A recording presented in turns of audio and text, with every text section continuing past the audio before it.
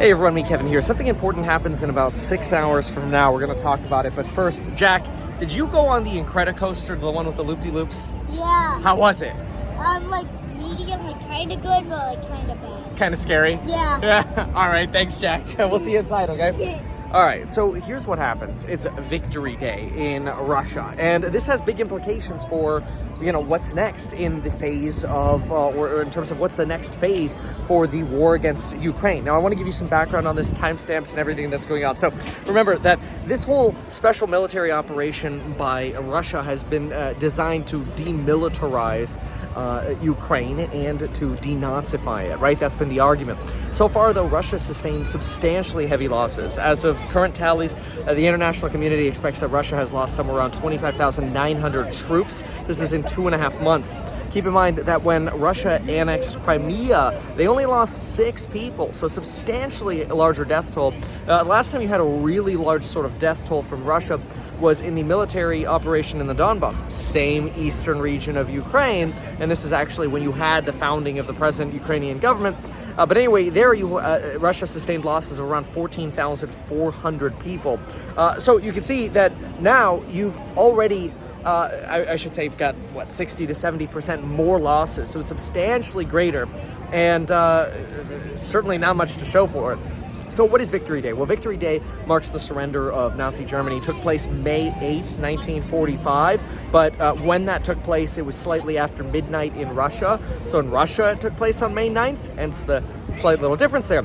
Anyway, Russia tends to hold a parade on this day, and you also get a speech by Putin. The parade generally it could be as many as 12 to 15,000 Russian troops.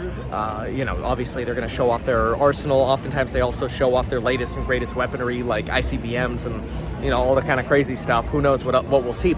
But the big thing that we're going to pay attention to, and I'll tell you exactly when this is as well, is obviously Putin's speech, because Putin's speech is going to give us insights into what kind of claims he's trying to make. Like we obviously expect he's going to make claims like, oh, we're winning on this, we're winning this in Ukraine, blah, blah, blah. But really, I think what the international community here wants is like, hey, look, you ramped up attacks right before Victory Day here. Are you done? Like, is this it? Are you now going to pull out of Ukraine? Do we negotiate? Are we just focused on the Donbas? Are we rejuvenating the attacks? Are things going to get worse, or are things going to get better, right? We expect that clarity. So by the time you wake up tomorrow, hopefully we have some clarity on this. Either way, be cognizant of what the Kremlin says here. This is deemed a sacred day. It is the most watched event in Russia. It does take place at about midnight, California time, 3 a.m. Eastern time. For those of you in the United States, it's about 6 hours from the time of the posting of this video. So stay tuned for that. A really big deal. Obviously, also stay tuned for the largest price increase ever on the amazing programs on building your long-term wealth, especially in real estate, link down below. But really, this is a big day, and hopefully we see a tone down of rhetoric, especially with these cancer rumors that we've seen with Putin, which seem to be honestly more than rumors at this point. It seems like maybe he did undergo cancer surgery, but what kind of cancer surgery? Was this, pancreatic, thyroid, or some other rumors? We've got rumors that maybe it's an early stage, maybe it's a later stage. Now people are circulating pictures that, Putin seems feeble, or this, that, or whatever, right? Who knows? It's all a disaster. We hope the operation ends the war. Let's be real, call it what it is. It's a disaster. It's a travesty for human life, and I hope it ends soon.